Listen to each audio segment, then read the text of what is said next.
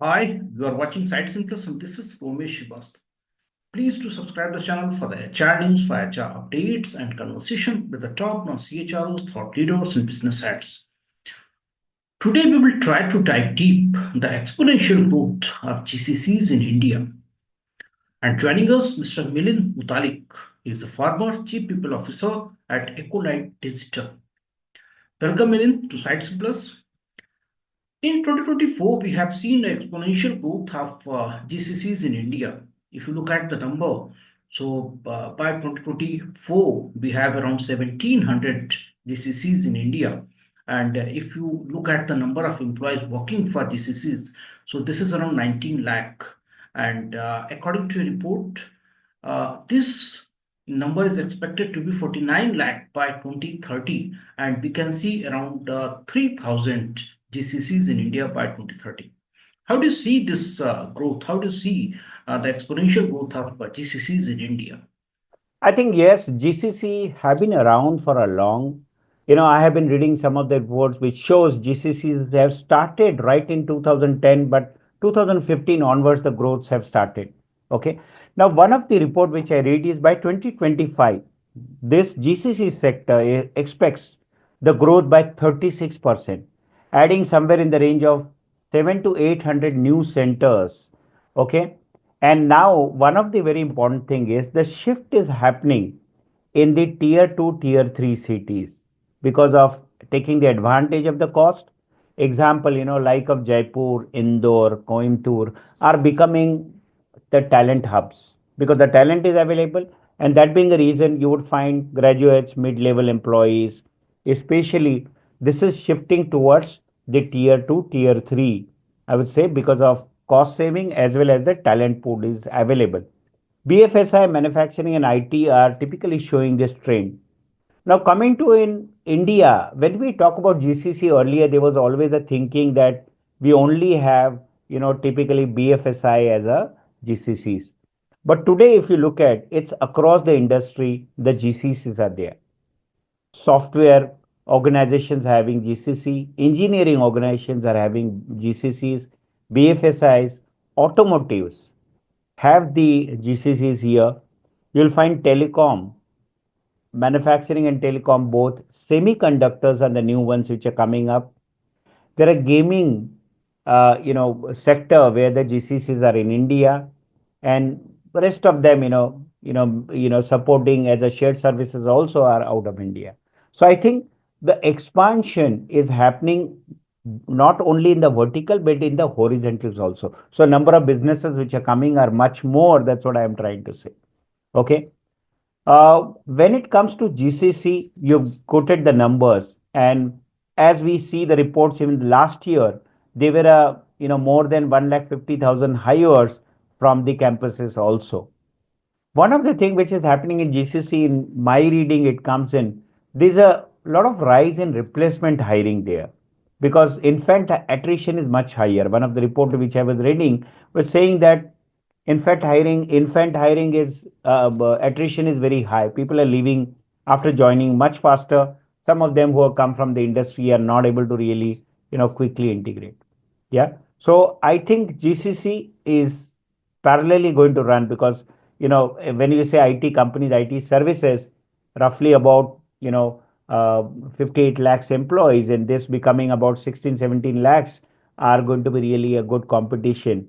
And with 800 coming in, the whole count in the next year would go even up to 20 to 23 lakhs, 2.3 million kind of a number, which would come in next year, which is a big number or a kind of recognized industry.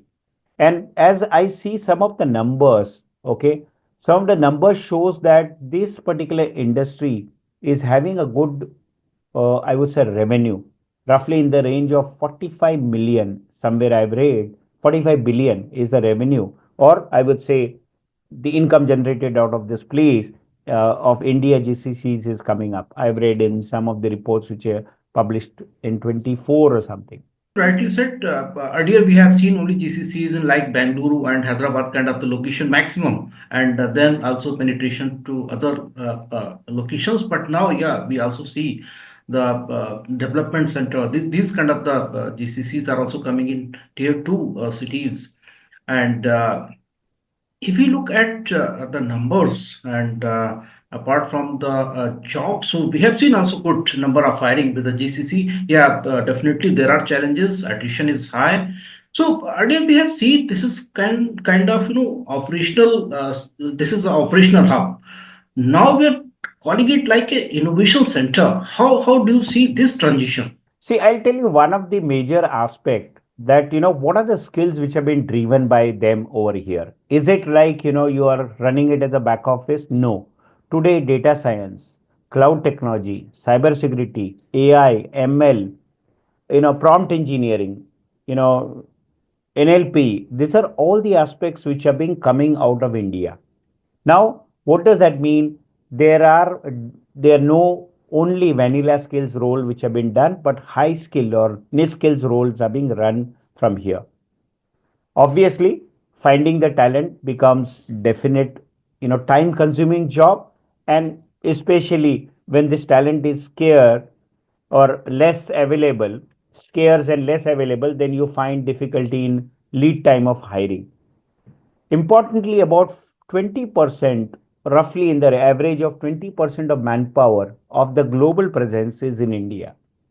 This shows that there is a focus strategically, and some of the leaders are sitting out of this place, and that transformation has been happening to seek the help of the new engine of innovation and growth coming out of India.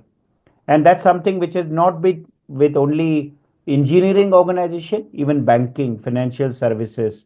I've seen some of the some of the areas where this cybersecurity is driven out of India. The server support and changing the whole transformation is tried out of the Indian GCCs, and then it's being implemented all over globally.